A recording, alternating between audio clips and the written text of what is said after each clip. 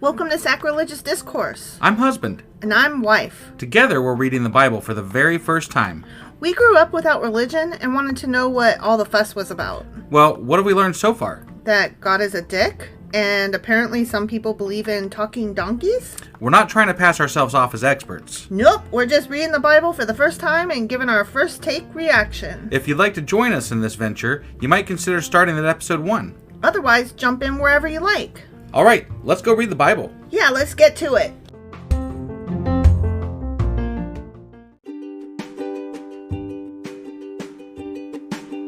Hey wife, did you know that Anchor is sponsoring our show? Really? Don't we use Anchor to distribute our podcast on Spotify and Apple Podcasts? Yeah, and we are on just about every other platform available as well, thanks to them. Why do we use Anchor as our podcasting service? Well, they make editing and distributing our show a breeze. What if one of our listeners wants to start their own podcast? Then they should head over to anchor.fm or download the app to get started. Awesome! You guys should go do that right now! Husband! Wife! It's Saturday! Q&A! Awesome! Ready to do it and blow it away and... Yeah. All that yeah. stuff. Mm-hmm. Do you even know what the question is? No. Nope. I've spent most of today trying to just get up off of things. That sounds weird. Well, you said it dumb. Yeah, I did. You hurt your back. Like, really fucking bad. And you can't get up. Yeah. Like an old man. Oh my god, it's so bad. Yeah. So that's what you meant. Sorry, everybody. You're lucky I'm here on the podcast, it's honestly. True. I had to scream, and I had to sing opera, and I had to shout, and I had to kick them several times. Like, I sound like a horrible person, but... No, I needed it. Yeah. Yeah. It was all right things to do. Yep. Yeah. So, all right, so what especially the opera. Right, yeah, the opera was definitely the best bit. All right, so what are we Q&A'ing today? Okay, so this is covering chapters 16 through 20 of 2 Samuel. Okay. And our question was, why the fuck did Joab just kill Amasa? Oh, yeah, that's right. Like, yeah, that was fucking where weird. did that come from, right? Yeah. Well, he was out there amassing an army. Amassing. Yeah. Yeah. But I have an answer for that, and it actually makes good sense. Okay. So there's history there, like, and we read that history, we just didn't connect all the dots. I wondered, because it just felt like it just, like... It felt out of the blue. Yeah. Yeah. Okay. So we're going to talk about that. Sounds great. All right. So that pretty much the gist of what we're covering today? Yeah, that's the gist. Okay, well, let's go get this gist. Okay, let's gist it. All right.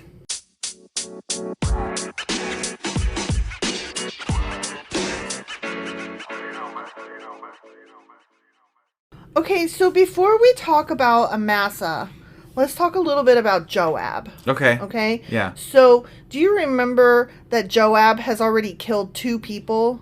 He killed the one guy that David wanted them to kill out in the battlefield or whatever, sort of, right? Well, okay, let me just lead you through this story a little bit, okay? Okay, all right. So he killed Abner, who was the commander of Saul's army. Okay. And then he killed Absalom, which is David's son. Right. And now he's just killed Amasa, okay? Okay, all right. So the story of Abner is where this begins, and we want to talk about that a little bit, okay? Okay. I'm just going to remind you of this story.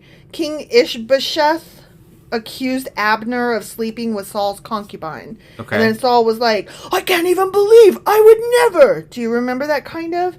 Kind of. And Abner was like so mad at this false accusation that he just was like, fine, fuck you, I'm going to turn over Israel to David. Oh, yes, I do remember that. Yeah. And then Abner met with David, and they made a deal to that effect. And then after that, Joab came before David and accused Abner of lying. He was like, no way, Abner's only here to spy on you and to get secrets. He's still, even though he's pissed at Saul, he's still, your with enemy. Saul. Right. Yeah. And so without David's permission, Joab tracked down Abner and murdered him. Right. Okay, and just to finish off that story, to make sure you remember the whole story, 2 guys came around and they killed King Ishbosheth. Okay. And chopped off his head and brought it back. Yeah. Remember? And they brought it back to David, and they thought David would give them a reward. Right, but no. No. David was like, how dare. Right. Okay, so that was Abner, okay? Yep. And I'm bringing this up for a reason. Okay. Okay? But let's talk about Amasa now, just a little bit. Okay. Okay?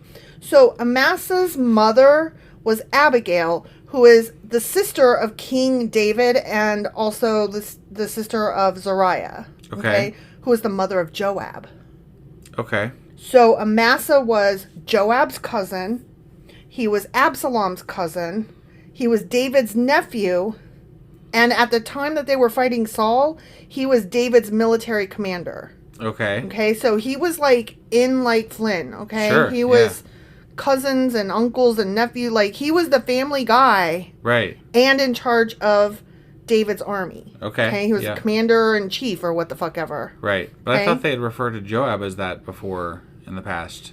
That's what I'm saying. That's who Joab was. Oh, I'm sorry. Okay. All right. Yeah. All Oh, you know what? I thought apologize. you said Amasa. Yeah, I was talking about Amasa and then I switched to Joab and... Yeah, sorry. Okay. Sorry. Joab... Okay, sorry, let me back up just a second. Yeah. Because I got myself confused because I said it wrong. Now. Sorry, okay. So Amasa was cousin of Joab, cousin of Absalom, nephew of David. Okay. And at first, when David was fighting Saul, Joab was the commander-in-chief, head of the army, okay? Right. But then, remember when they split up and Absalom was like, fuck you, no fuck you. And so anyway, at that point, David put Amasa in charge. Okay. Okay? All right. So either way, he had one of his nephews ruling the army. Sure. Okay? Sure. So when Absalom rebelled against David and he won over the tribes of Israel, like he's like, my dad sucks, you should totally join me, blah, blah, blah. Yeah. I'm talking about Absalom, okay? Right, You following? Right. Yeah. Okay. Then at that point, that's when David appointed Amasa commander of the army. Okay. In effect, replacing Joab. Right. That's kind of, yeah. Yeah. And, Joab had been commanding the army for a while under David. Right. And he even killed that one guy to get Bathsheba's husband. Ural or whatever his name. Yeah. Whatever. Who was, and actually we're going to talk about that in a second too. So like he'd been a really loyal very leader. Very loyal. So after the revolt was crushed and Absalom died, right? Yep. David was restored as king, right? Yep. And then he reappointed, this is the part we didn't get. Okay. At that point, he reappointed Amasa, the general from the rebel army, as his, from now on, for life military commander. Instead of Joab. Okay. And Joab was very suspicious of any potential rivals of power or threats to David's kingdom, right? Right. In spite of being replaced multiple times. Yeah. And always being loyal. And I don't know if you recall, but Joab at one point, like right after Absalom died, and David was like crying because his son was dead. Yeah. And then Joab, remember, we were like, he's getting awfully uppity because he was like, you need to stop fucking crying over your son. Right. There's a little bit of context here that we missed as we were reading this. Okay. Like, there's David. 20,000 people were impacted by this fucking war. Yeah. And he's not crying over any of them. Right. He's crying over his fucking son. Right. And he did the same thing when Saul died. Yeah. And when that king died. So he's like, get over yourself. Yeah. Stop fucking crying about the wrong thing. And then also Joab said, it's like you hate the people who love you and love the people who hate you. Right. You stupid son of a bitch. Right. Right? And so he kept doing that. Right? Right. And so Joab probably believed, I mean, he was pretty annoyed anyway that Amasa had replaced him. Like, once again, you have somebody who is your fucking enemy coming in here and you're making him the leader of your fucking army, you moron. Right. So there was that. Then on top of that, remember how Amasa took too long and that's why he sent the other guy, I can't remember. Basically, it was Joab's brother. Like, he sent him, not Right. Joab, Right. to go, what the fuck's taking Amasa so long? Sure. To, get together with To amass an army. With Sheba. Right, Yeah. And so at that point, Joab automatically thought, oh, okay, I see what's happening. Amasa is not done being a rebel. He is teaming up with Sheba. Got it. That's why he's taking so long. Okay. Because otherwise, why is he taking so long? Is he's at the very least a bad leader because he's not able to amass the armies quickly enough. Right, yeah. But Joab is very suspicious, and he's like, you are probably about to betray him, and I got this. Don't worry about it. And so he stabbed him and cut off his head and stuff, right? Wow. Yeah. So there's all that. It's just he takes a lot of initiative on himself to kill people that maybe David doesn't want killed. No, I mean, he killed 3 times without David's permission. Right. But all of them were with the intent of protecting David, protecting Israel, protecting the kingship. It was all in the name of good. No, I get that. And so, that also made Joab a little pissed when, like you mentioned, Bathsheba's husband. Yeah. Joab was the one that, Joab is this loyal follower, right? He's like, fine. I'll take this great, wonderful soldier who is a loyal follower.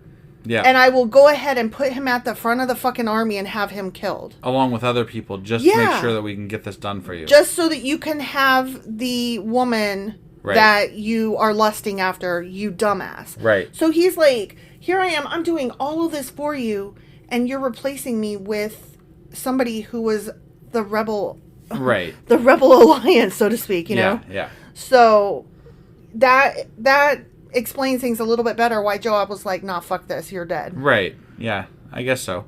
I mean, I'm not saying that, like, I think you should go around killing people. Right. Obviously, I mean, even though there are quote-unquote reasons, there's not great reasons still. I disagree. I think it made sense for the times. I mean, I think Joab was like, this guy's a rebel. You're too stupid to see it. And also, he shouldn't be in this position in the first fucking place because he's, he was... I don't disagree with that. I mean, nothing had really quote unquote been done that was like he suspected him of doing things. Right.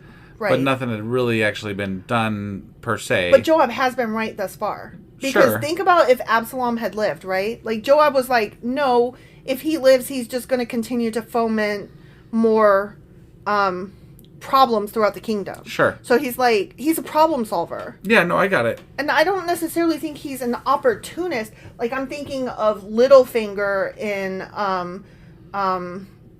what the fuck was the show with the dragons? Yeah, that one. Game of Thrones. Game of Thrones, yeah. Game of Thrones. Like I don't think he was an opportunist like Littlefinger. I think he was very loyal to David, more so than David deserved. Right. And so he was like, I'm going to take care of you even when you're not taking care of your own stupid self. Right. And part of that meant taking care of himself as well. Got it. So, I don't know.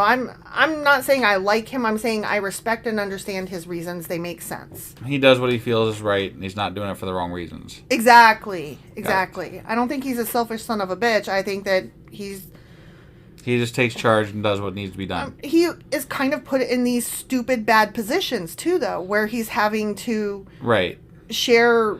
Because maybe David's not the best fucking leader on the planet. No, David's a shitty-ass leader, clearly. Right. He's a horrible human being, too. Yeah, no doubt. So, I think Joab's like, whatever. Right. So that answers that question. Okay. That's what we had. That was it? And that answers it. That's it. That's it? That's it. Okay. Okay. I saw a lot more writing on your page. I was like, that was all? Okay. No, that's it. That's all. I did all of that. See? I see it. All right. So that was our Saturday Q&A. I managed to live through this one today. Yeah. And hopefully... You even had your own opinion and argued with me. I did a little bit, yeah. Which, that surprises me that you didn't just go, yeah, whatever. Given that I couldn't even be woken like 5 minutes ago, I know. So this is big jump for me. So I'd say I'd pray for you to feel better, but that's really not my style, and it's kind of the antithesis of everything we stand for. It's all right. I've already got my science to feel better. I've got medicine, so. That is true, because you saw the doctor. Right, so. yeah. Thoughts and prayers, my love. No. May the force be ever in your favor. I'll tell you what, just send me a Twitter message and laugh at me for having a fucking broken back. That'd be great. That's all I need. Some humor, you know? You're such an old man. My God. Okay, bye. Whatever. All right, bye, everybody.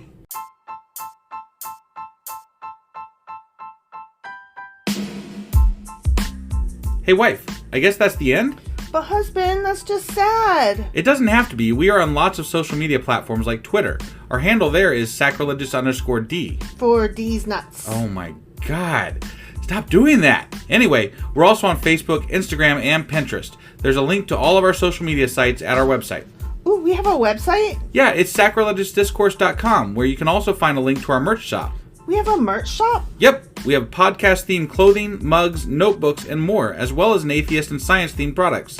Wow, our fans should really go check that out right now. Definitely. They can get in touch with us by sending an email to sacrilegiousdiscourse@gmail.com. But before they do that, we could really use some help. Oh yeah? With what? Well, it's not free running the podcast, and we need some financial support in order to get better equipment, which will free up time so we can concentrate on our podcast and our fans. Okay, so what should they do? Head over to patreon.com/sacrilegiousdiscourse and sign up as a contributor on our podcast. Supporters there receive additional bi-weekly episodes that we record just for our Patreon members for as little as $2 a month. Also, we'd really appreciate it if you would like and subscribe on whatever platform you're using. And Apple Podcast reviews help us out tremendously. Like and subscribe. Leave an Apple review. Join us on Twitter. Support us on Patreon. That's a lot of instructions. Don't forget to say thanks. Thanks. Okay, bye.